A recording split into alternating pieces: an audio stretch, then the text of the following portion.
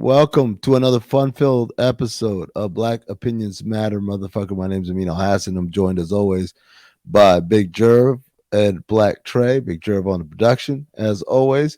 And guys, we got, as always, a fun show. Power. Adebisi's plan has finally come to fruition. We'll get into that also. Oh, Oz, my bad. I said Power. Oz. Adebisi's plan comes into fruition. Power. Some shit still happen. I don't know. Like they're double crossing people. It's the usual Power shit. And we got a birthday nod that we got to do later in the show. But first, before we get into this first topic, patreon.com/countthedings. It's where you get all the exclusive content. It's where you get the overflow episodes for BOMM. If you're wondering, hey, have you guys been reviewing Insecure and Curb Your Enthusiasm? You bet your fucking ass we have.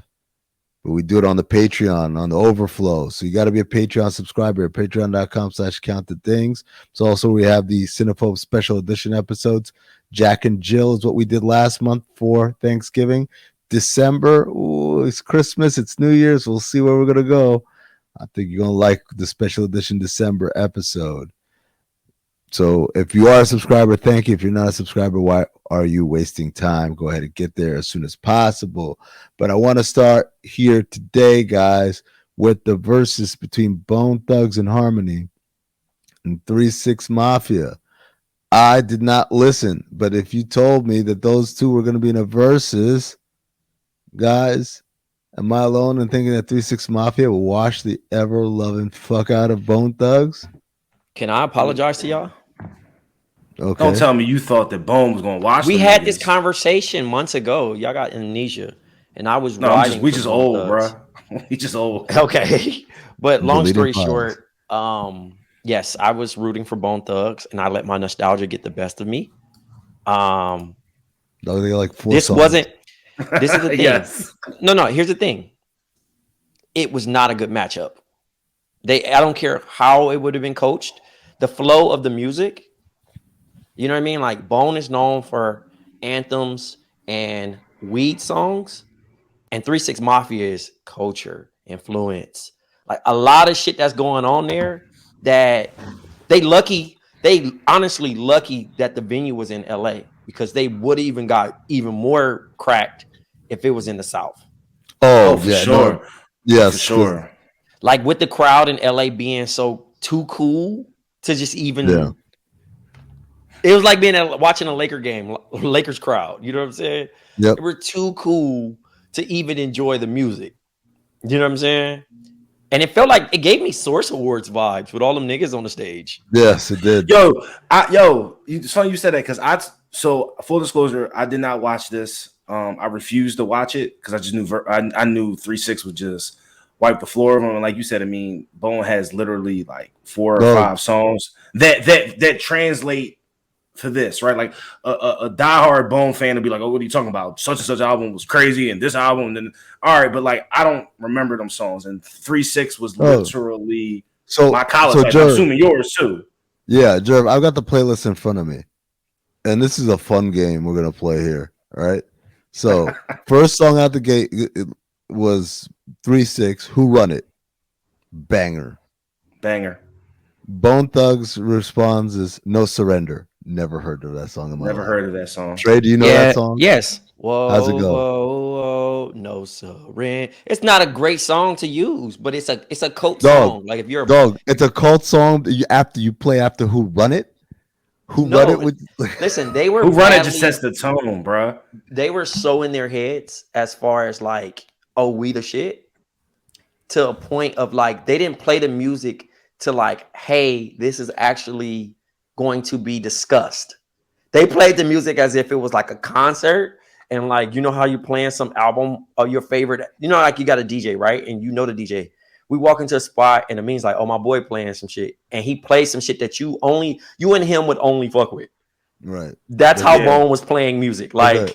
So listen to this. Next round, Tear the Club Up. This is the 3-6's first 2 songs at the gate. Tear the Club Up. Bone Thugs response, Body Rot. I like Body Rot, but I'm not gonna compare it to No Tear the Club. Can you just tell me, like, let me know which one, Trey? Because I'm sure it doesn't name the song, but I mean, obviously, I know Notorious Thugs, but like, whatever the name of that pop song is, too. Jerv. We'll get there. Okay. But Body Rot's a B-side off the Art of War album, so it's not like, again, niggas using B-sides aren't. They not the Locks, bro. Locks ruined it for everybody. Everybody think they can come out here and do B-sides, and you not them. The third round, hit him 3-6 him with hit a motherfucker. I bet you won't hit a motherfucker. Bone came out with "Look Into My Eyes." Is that the one? If you look into my eyes, that's the Batman side. That's the Batman soundtrack. Look into my eyes and that shit rolled. That rolled. That's a good song. It's a good song, but again, the pace of these hit two motherfucker. Hit a motherfucker, man. All right, then here comes 3 6 Mafia. Next round, round 4, sipping on some scissor. Sipping on some scissor. That's my Bone Thugs' response is Buddha Lovers. Never heard of it. A smoke anthem. Smoke anthem. Okay. Higher, baby. It's the not Buddha Lover. They needed you there, Trey. Fifth round, ass and titties. Exactly. Ass and titty and big Bone Thugs' response: "Days of Our Lives. These are the days of our lives." So the anthems that's fucking sad, bro. But I'm just saying, like, through the first 5 songs 3 6 played was "Who Run It," "Tear the Club Up," "Hit a Motherfucker," "Sipping on some Silver," "Ass and Titties." It's a blowout, man. They down 30 at half. You're down 30 at the end of the quarter. Yeah. So then, okay, so here you go. Round 6, riding spinners. We riding spinners. We're riding spinners. Bone response is "Bump in the Trunk." Terrible Never heard song. of it. Never heard of it. That's another B-side. 3 6 comes back with "Where Them Dollars At?" Where them dollars at, right? Bone Thugs' response is "Resurrection," Paper. Never heard of it. Never heard of it. Another B-side. Not a single. 3 6 Mafia. Ever since I could remember, I was popping my collar. Bone Thugs' response: "For the Love of Money," featuring Eazy-E. Never heard of it. That should have. Oh, you're lying. You're lying. For the love of money. Gotta make that money, man. That won that round. Yeah, they actually probably got that round. They won that round. Okay, standing on the corner, straight slang. You know, I forgot about that song. Okay, here come the motherfucking cock. So I sang. I remember it. It's actually a competitive song for once in one of these rounds, but I'm still going popping my collar. You know what I mean? The reason why you would probably know that song is because of the box. It played on the box all the time. Yep. That video. Okay, here we go. 3 6 Mafia, side to side.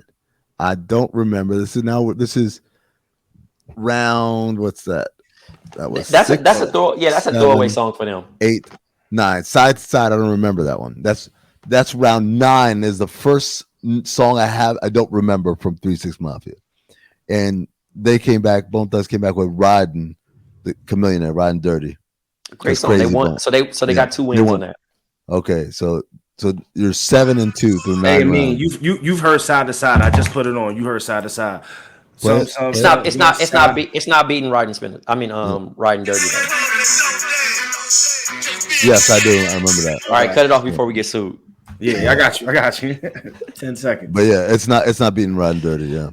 Okay, so then here's round 10. Bands that make a dance. Bands that that's make kind of dance. And that's a crazy thing about it, because that's a cheating song, and they brought out Lil Wayne to perform that. It's Juicy J's second act, bro. But I'm just saying, man. Lil Wayne came out and performed. Yeah, it ain't that's why he was there. I missed that part. So did Lil Versus, by the way. So did Flip, by the way. Flip. Oh no, they brought out everybody. Yeah, they brought out Terrence Howard. Yes. So we ain't even got there yet. Yeah. So they came back with "I Don't Give a." Which one was that for? That's the Lil Jon. Dun. Okay. Dun. That's a good song. They won that. No, Bands of Make Dance. No, Bands of Make Dance. Wait. You don't like Lil Jon, Kings of Crunk? I like it. That's 3 6 song. I mean, that's Bone Thugs. Crazy. No, he's on that Crazy Bones on. Crazy Bone. They start you. That's why I was irritated. Motherfuckers was like, blah blah blah, and I was like, no, it's irritating because they're not using their own songs anymore. They're using songs that they were affiliated with or one of the members. Bands that Make Her Dance definitely is better than that song. Yeah. Sorry, Trey. These are strip club anthems. I mean, that's cool, but like I was in the South when that shit. Lil Jon, that's nigga. He started the ATL shit. No, I mean, I was in college too. Like that shit right there. That shit was smoking bands, bro. No, it wasn't. Nah, Bands Make Her Dance. What?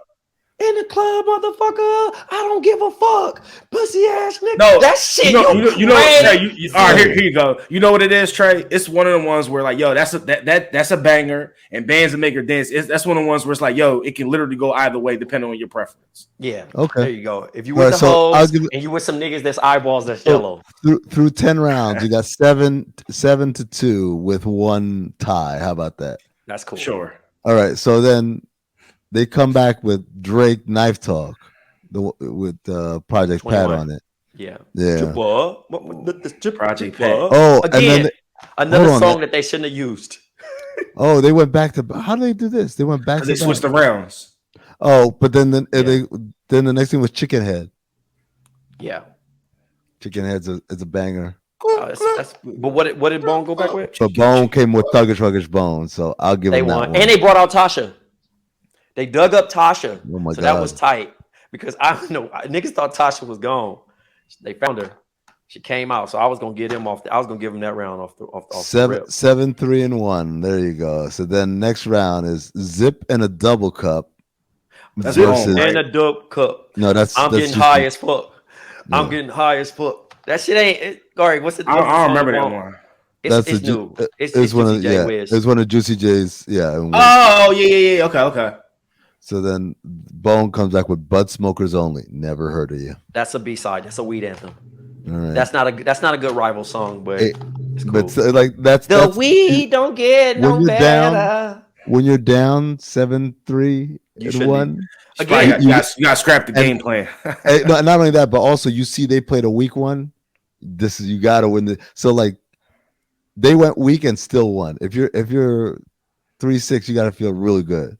Because that's a win from like. But they also Bone wasn't even coached well. They got one of their members ejected the first song. This might be the best matchup we've had all day. This is gonna be interesting. 3-6 goes with International Players Anthem. Woo! Bone Thug responds with Thug Love. That's the Pac song. I got Thug Love. That's a tough. I'm just saying it ain't easy. No. Yeah, acknowledge that it's a hard one. It's a hard choice. It's not fair though. But listen, that Pac right there, it wasn't a crazy verse, but it's because of the shotguns. But that's what I'm saying. Oh, pull your strap on me, nigga. You better kill me, nigga. Thug Love, baby. I just listened to that shit today. That's one of my favorite Pac songs. Yeah, me too. That's what I'm saying. You get chills off of that one. So but at the same time, International Players Anthem, like honestly and truthfully, but are you really disrespecting anybody else on that song? Like that song's crazy to me because of Stacks. But I'm saying, are you really listening to that song for them niggas? No. Both of those. They lose. No. But both songs I'm not listening for either. I get it, but I'm just saying they had their own version first. You have to understand that was their song first before they flipped it. So we're counting their song. I don't know. That's semantics. Because they didn't. No. The only reason why I say this to me because they didn't. They could have cheated. Listen, they could have cheated and played Pimp C's verse. They could have played Andre's verse. They chose not to. They played DJ Paul. Oh, they played only his verse. Oh yeah, then that's a loss. That's what I'm saying. Hold on, bro. But then hold on. Did Bone play Pac's verse? They played the whole shit. Oh, okay. Then that's a win for them. Yeah, that's what I'm saying. Because you can't get to Pac verse until. I don't know what the first we heard that, but you know, Crazy Bone.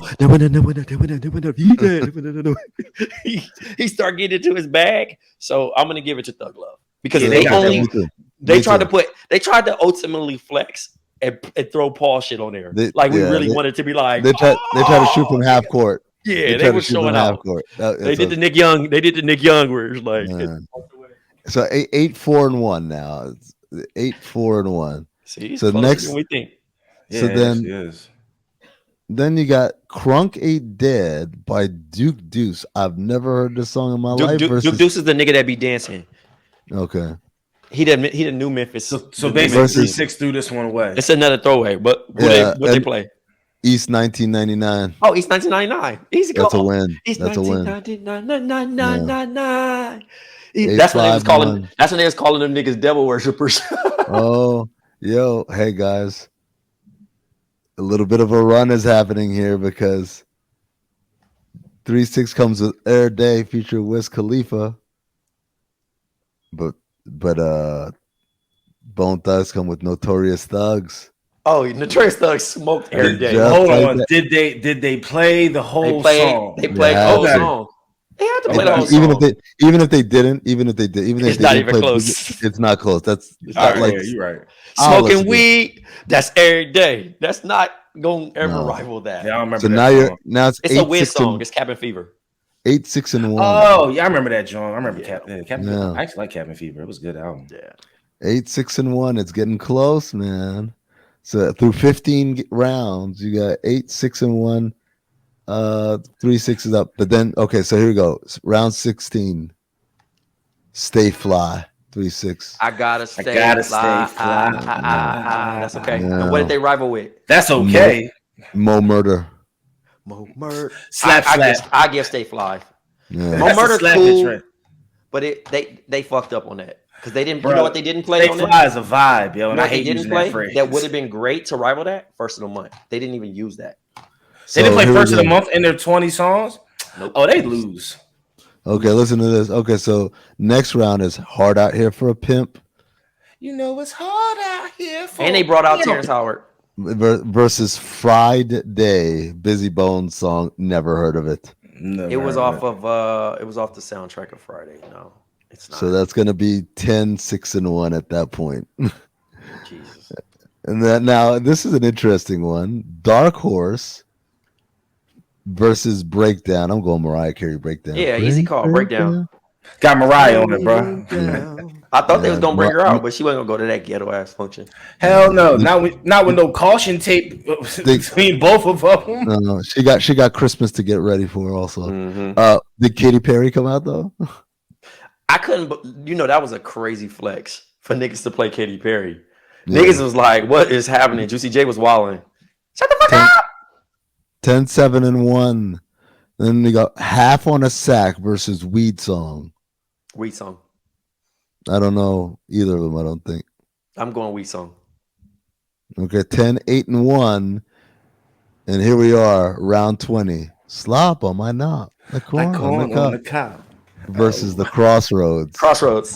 Fuck out of here. I don't want to hear Crossroads. I don't want to hear Crossroads. They should have played Crossroads. But Crossroads is a bigger record. It's the biggest record out of all of these songs. Trey. It's the biggest record of the night. It's by far. Trey, I'm gonna use your line. The hoes don't want to hear Crossroads. No, the hoes definitely don't want to hear. They want to hear Slap on my knob, like corn on the cob. No. We already have a winner. We know 3-6-1, but for that round, Crossroads is the biggest record. It's by far. Niggas. So basically what we're saying is that this shit was like 50-50. Because we have 10-9. It was really closer. It was really closer than what it was. It was closer than but here's the thing. Here's the difference. Here's why. It's because the rounds that 3-6 was winning early, they weren't if we score it like boxing, they didn't win these rounds. Yeah, it'd be 10-8 and 10-7. Like they kicked their fucking ass. Yeah. Versus some of these like squeak by wins. They swung. They gave them all too fast. But I give it to you, Trey. It was closer than I mean, obviously, again, the blowouts were super blowouts, but it was closer than I thought. I wouldn't have thought they won 9 rounds. But you know what? If you watch it, it don't feel like that. Because the energy was the energy was more on their end because of who they could bring in. They brought in the guests. You know what I mean? They controlled the. Was it unorganized? Were they more organized? Yeah. Oh, easy call. They didn't miss a step. Everybody came in, did their thing. It was an easy transition. They kept niggas on the stage. One nigga come on, a nigga go to the background. You know what I'm saying? Like BOMM, They had to sit Busy Bone out 7 songs because of the fight. The nigga threw the shit. Was the fight real? Yeah, it was a fight. Yeah, that fight was real. He was mad, but then they had the they had beef back in the day, and I forgot. I'm sorry, Trey, I didn't mean to cut you off. They had beef back in the day, and I forgot all about it. Mari put me on. Like they had like that, and that because I was wondering why the hell this Verzuz even was formulated, but they had I guess a record or two about each other. So yeah, that everything on that stage was real. Busy Bone is in his own way though. He thinks he's David Ruffin of it, and all them other niggas is so zen and chill and don't want to fuck up their bag. So they was just trying to get through it. Busy Bone, on the other hand, bro, he was on some other shit. Trey, I seen them niggas at Sky Harbor. Just like not like at the regular check-in shit. Just sitting there, man. That shit was crazy. I don't know. How big is the bag for Bone Thugs and Harmony? At this point, outside of Crazy Bone and maybe a few others, I'm sure niggas just doing shit to pay shit off. That's a shame. Yo, that's how that shit normally go. Wasn't Crazy the one that was on IG Live wilding or something like that a few years ago? That was busy. That was busy. Where the cops came and all that stuff or whatever. Yeah, okay. I mean, he's the one who's been dealing with, he's battling some demons, bro. So, that was apparent. But who else is battling demons? Nobody on Power because there's just look. I watched only 20 minutes of the episode. I got some notes that Trey sent me. And I'm just like, what is this show about? I don't even know anymore. So Zeke gets interrogated. And he's just the dumbest human being ever. He just sits there. He's just stupid as fuck. It reminded me of when Kane got nabbed on Menace to Society. Where Bill Duke was like, you done fucked up, right? You know you done fucked up, right? But worse. Because at least Kane was arrested. Kane was arrested, and also Bill Duke was fucking him up with the questions. Yeah. And trying to catch him. This dude is asking Zeke straightforward questions, and this stupid motherfucker just saying, I gotta call my auntie. I gotta call my coach. I got practice. I got practice tomorrow. And then he's like, well, I'd missed practice. How long has he been in the station? I don't know. He was there for hours. And apparently, like, in a situation like he already making them faces. I mean, I can't wait till old boy spoof this one. He got to the interrogation shit. Yeah. But he's sitting there, he trying to lie, and he was doing okay. Till it just started getting to them times where it was like, all right, nigga, I done been here a minute. The nigga got his phone. Carrie keep calling the nigga, so he's seeing it. Yeah, like also this stupid hoe. Like, yo, can we just address it? She must have, and I mean this respectfully. Yes. She must have. The answer is yes. Oh my god, yo, the cop is over here literally losing his mind. She's like part Erykah Badu and part Daishiki from Don't Be a Menace. Like the scene where I don't know if I've done this before. I think I've made this comparison before, but like the scene where Shawn Wayans is at the burger joint. That was last week. That was it. She says she's pregnant. Oh shit. Yeah, man. When did that happen? The last 15 minutes? Oh, thank God. Here you go, brother. I mean, sucker. Yeah. Man, it's so crazy though, because like Zeke's now tied up in all this shit, and then he tries to use his get out of jail free card, and it's the officer who was killed. You know what I mean? Monet's boo. But why does that get so? Put me on. And then now, if the answer is power, I understand. Mm-hmm. Why does him flashing the card now make him a suspect in the murder? Because it's like, I mean, I've got fraternal order police cars or whatever. But I'm just saying, like, to a point of like, this man's been gone for a minute now. And if he's like really rocking with you like that, you know what I mean? Like, you would know if you're in the mix. You know what I'm saying? Sure. But it's power. It is power. No, too. I mean, I figured that was the answer. You know, they have. I just gotta say it. Yes, it's power, man. Yeah. Good effort, Trey. I tried, man.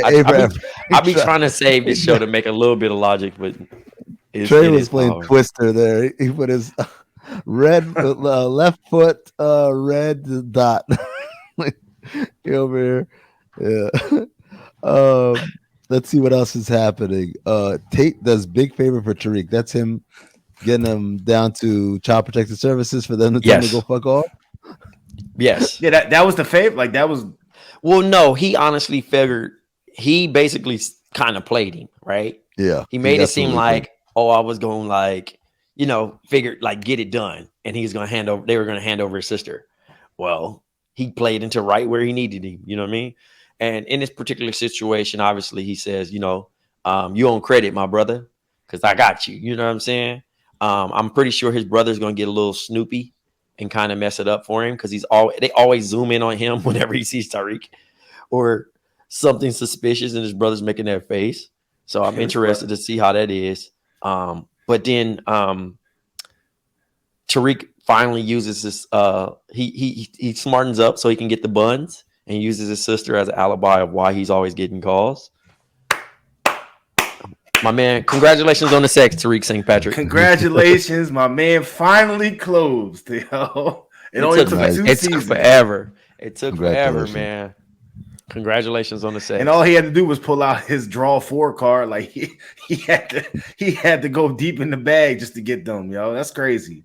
So the crazy thing about it also, and it's so telling on this show that, obviously Diana's looking like, oh, why are you bringing this girl to my spot? And, obviously he's trying to explain himself, but then she's going to buy some weed with that girl in her class.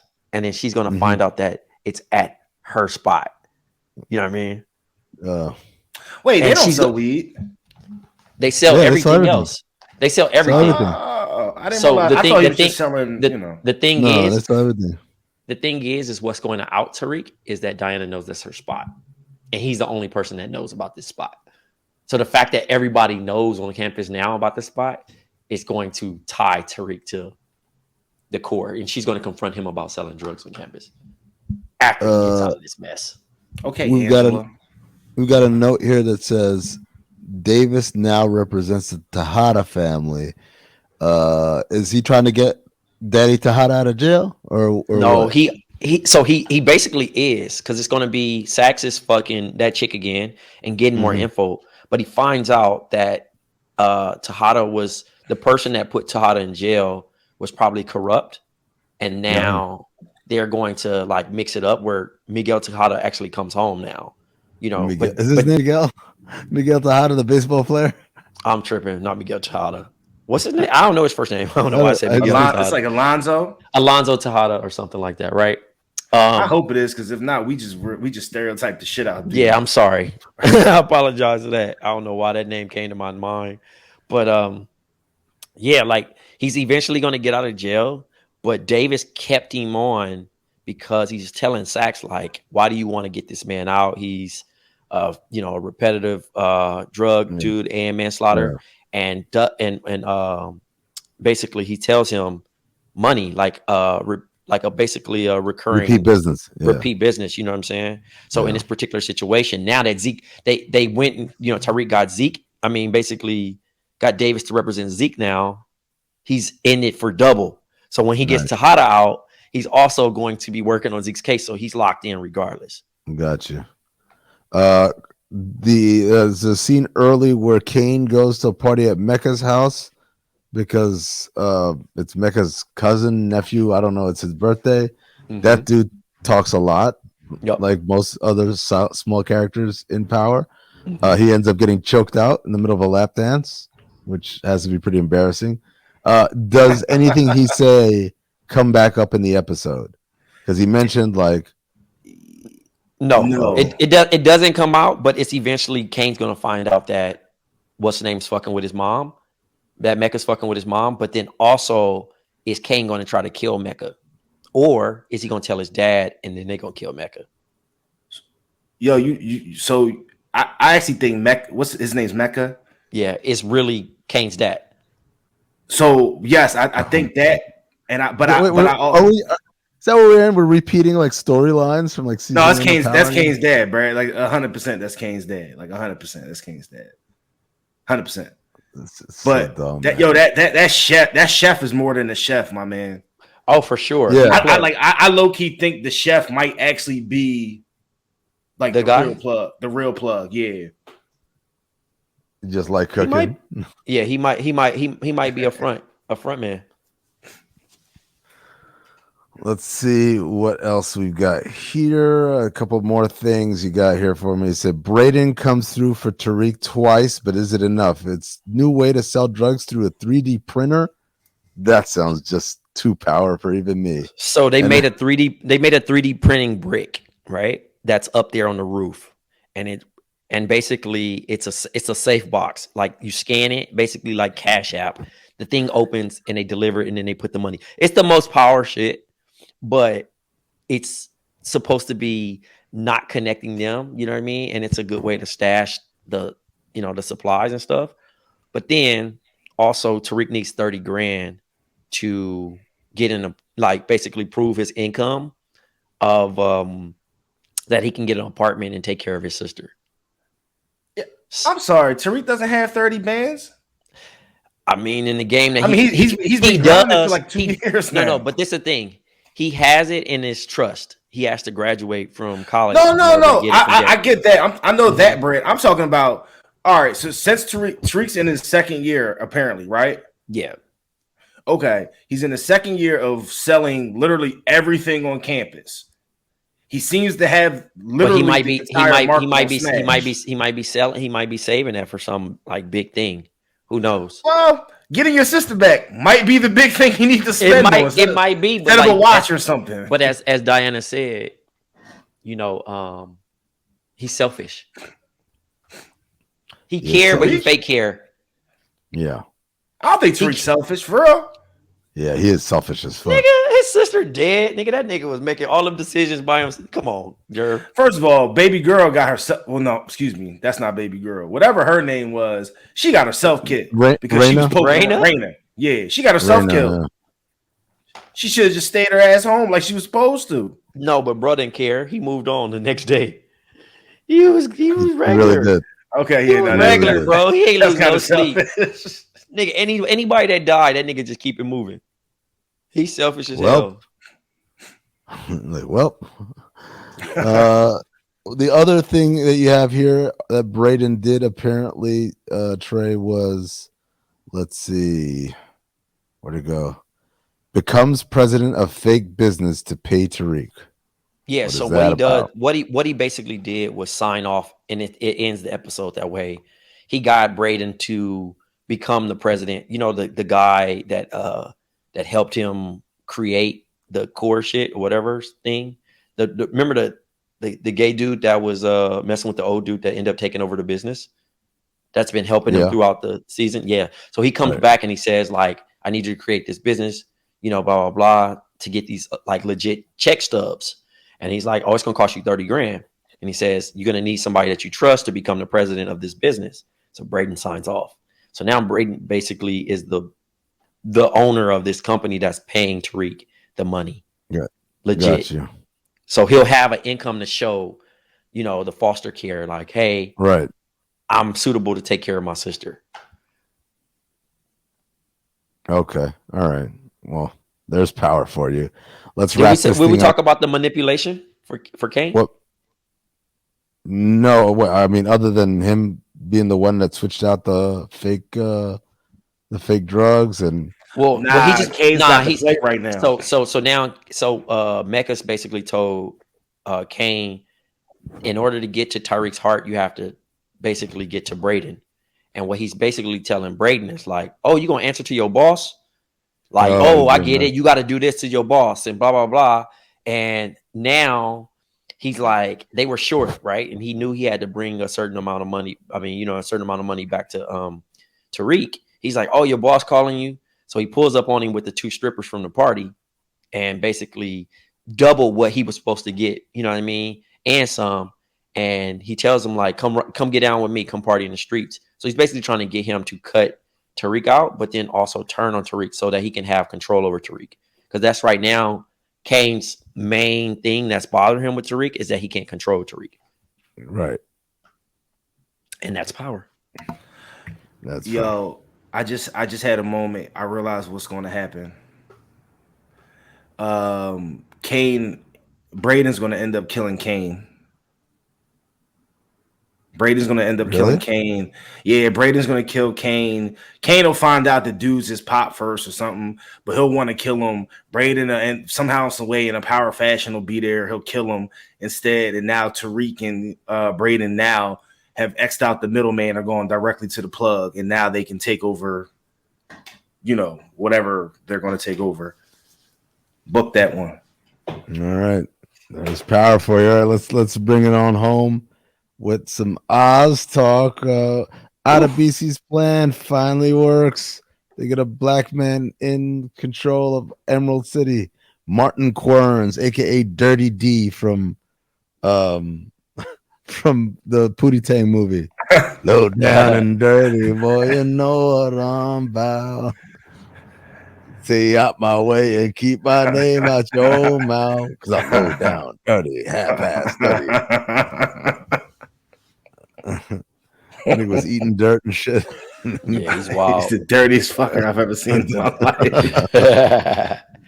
Oh my god, what a movie! But yeah, so Martin Querns is the new head of M City. Tells everybody not to fuck with him, and then his first thing is to do Amsterdam. Basically, he tells Adebisi, y'all sell whatever drugs you want because drugged out inmates are quiet inmates. Just zero violence, though. Yep. Adebisi goes back, but also fucks with Adebisi's hat, which is the first time I've ever seen Adebisi get mad. Mm-hmm. That nigga said, "Do something, nigga. What you gonna do?" Yeah. He's like, how does this even stay on your head? But you know what's funny is, again, like, this is one of the things I got to tell listeners who are watching this for the first time. We had gone 4 seasons of watching this dude's hat sit at the weirdest angle. So that was like a shout out to the fans right there when he did that. It wasn't, just like, yo, like, imagine that's something the writers would have been paying attention to if Twitter was around. Yeah. Where they would have wrote that into one of the seasons, because niggas would have been like, why is hat? You know what I mean? Keep talking about his hat the whole time, and then they're finally like, all right, let's write this into it, like where motherfucker actually do some shit like that. So shouts to them being innovative, or basically. I mean, there were message boards back in the day. Like, yeah, you're probably getting fucking fan mail and shit for sure. Busmalis and Alvarez are on the run. I was dying at Busmalis explaining what he did when he was out. He was like, I danced in the street and they caught me. That's how they caught me. And he was like, outside Miss Lily's house. Yeah, that's crazy. That's wild, man. My man went to go stalk immediately. Agamemnon, Rebado is mad. I said, would you be mad if your homie dug a tunnel out of prison and he didn't tell you? Yes. Rebado was tight. Like, he was tight, bro, because for one, they supposed to be closer like that. The fact that he considered him being to slow him down, like, bro, we supposed to be locked in. And you keep this shit a secret. I killed him. He's so proud of himself. Yeah, he was locked in. He got that whole. He been telling everybody, like, watching the man's soul, watching the man's life leave his eyes. He was locked in. He was so hyped. His dick got hard, definitely, for sure. Hernandez. Oh, go ahead. No, I was at Alvarez still hasn't been found. Adebisi and Poet were mocking Hernandez. I kill you. And Poet said, "No, papi." That's so stupid, man. The way they fuck with each other, I think, is my favorite part of the show. They just watch it, like same thing that Schillinger be doing. Motherfuckers walk by and he just fucks with them for no reason. I love it. Oh shit, where'd my note go? Hughes showed up in the daishiki. Yeah, it's like Clayton Hughes show up in the daishiki. He's so funny because it was so random. I did not expect that shit at all. It was like CB4. What's that movie, CB4? Yeah. I'm like black, he had some type of revelation, bro, and he just locked in and just pulled up against the man. It was like, it was random as fuck, dog. And he's like, I did it. The fact that he pulled up just to turn himself in was like, I already knew. They like, arrest this man. Yeah, that's mad funny, man. Let's see what else. But it's just like his like fake pro black. It's just too funny, man. Like everything about it. Enrique Morales is the new leader of the Spanish mob in the joint. He puts the hit out on Hernandez. Ribido ends up killing Hernandez. Shout out to Luis Guzman, one of my favorite characters in Oz. Yeah. But he was also wilding because he was just out here. He was doing way too much, and he started snitching. He snitched and he started snitching. Yeah. So Alvarez had a hold on his mental. Yep. Adebisi. Oh yeah, the Ribido killing Hernandez proves to Adebisi's plan that Murphy can't do the job. He goes to Arif to tell him like, "Yo, we got this," and he says, "Have faith, Muslim," and I laugh my ass off. And I realized Adebisi never wears a shirt. Have y'all noticed that? Never. He just wears like vests, but I don't even know they're vests. I think they're just shirts he fucked up. Yeah, just torn ass shirts that he done made into some sleeveless shit. Yeah. Did y'all notice that Lester Freeman was one of the community leaders? Lester Freeman from The Wire. Yes.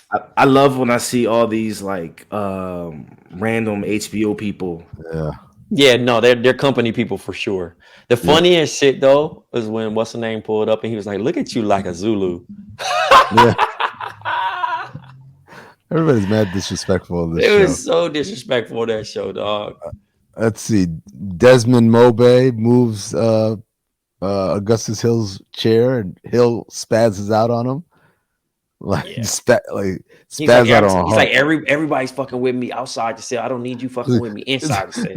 Niggas are catching rides on the back of his chairs. That's so fucking funny, dog.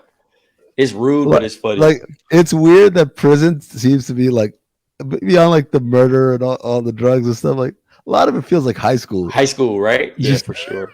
Niggas over here just picking and choosing and bullying niggas, but niggas actually could die.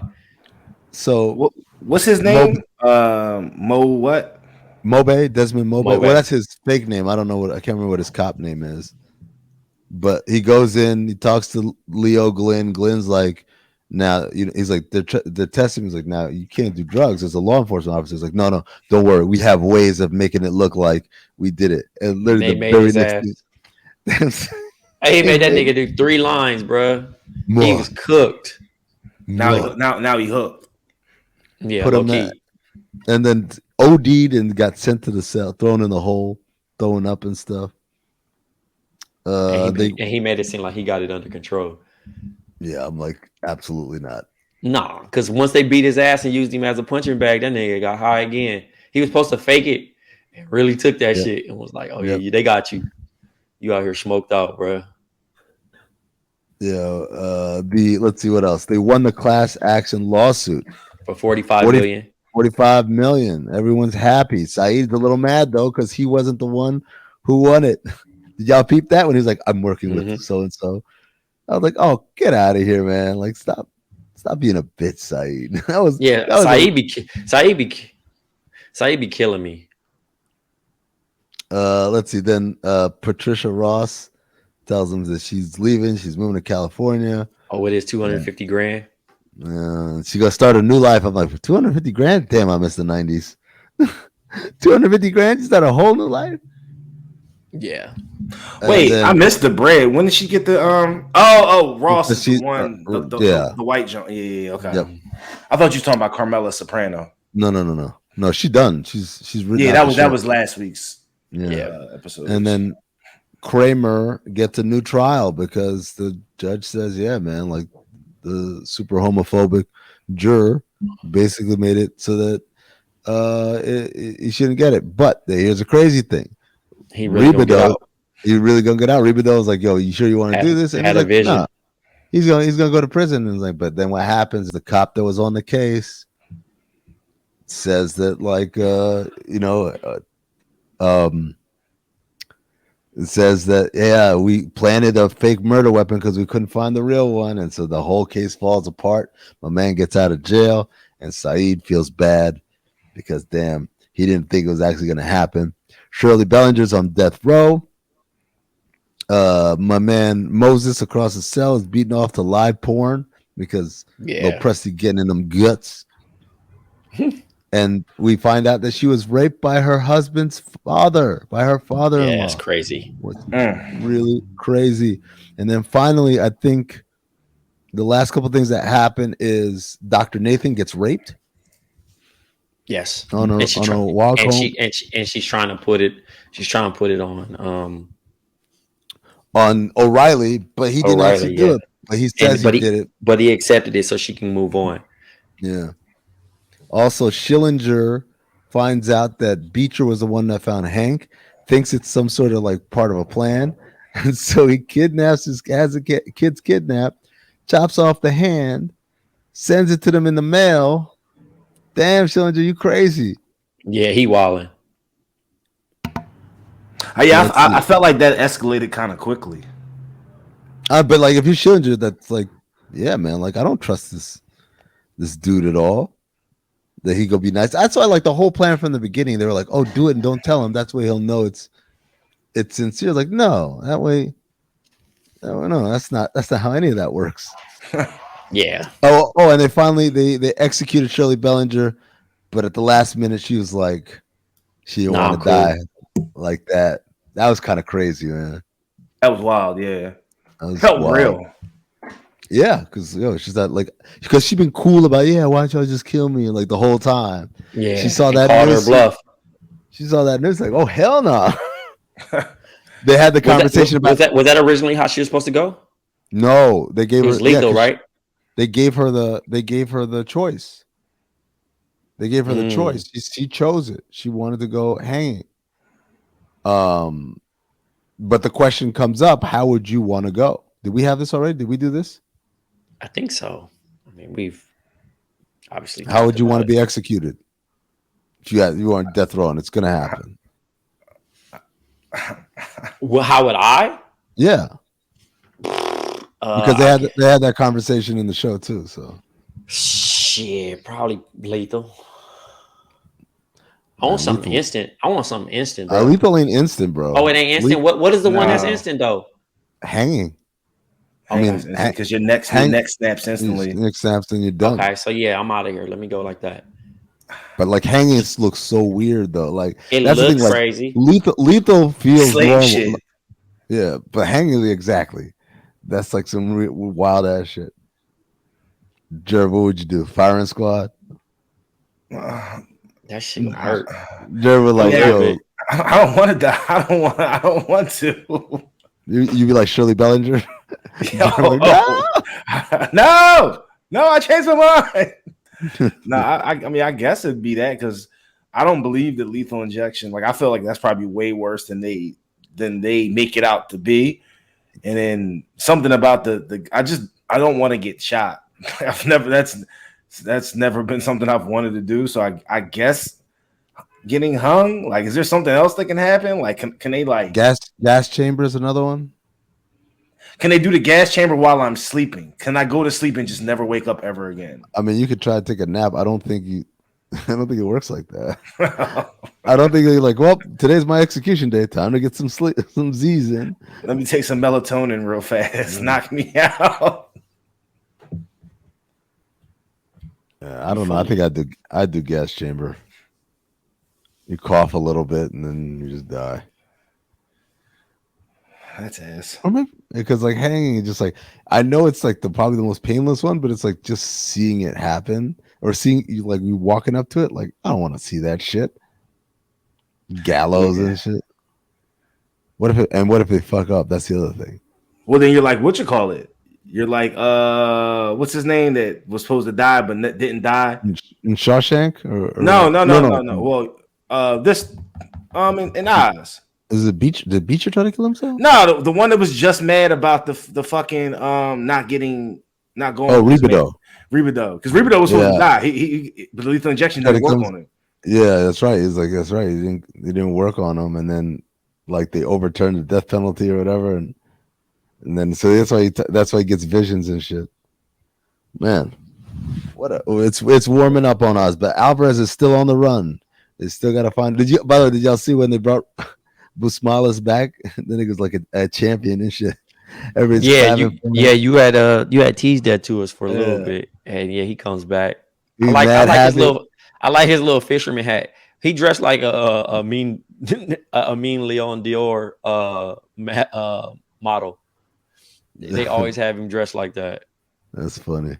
All right, so we'll pick it up next week with episodes 5 and 6 of season 4. Man, what a great show. All right, last thing before we get out of here. December 4th was we're recording on December 5th. December 4th was yesterday. You'll be hearing this on December 6th. It was the birthday of the one, the only Sean Carter. I feel so Jay-Z'd out, man. I am Jay-Z'd out, but happy birthday to that dude. Happy birthday to Hov, yo. Don't be disrespectful. I don't give a shit. Happy look at Jerv. Happy birthday, Dad. Oh, my dog raised him. Yeah. It's crazy out here. All right.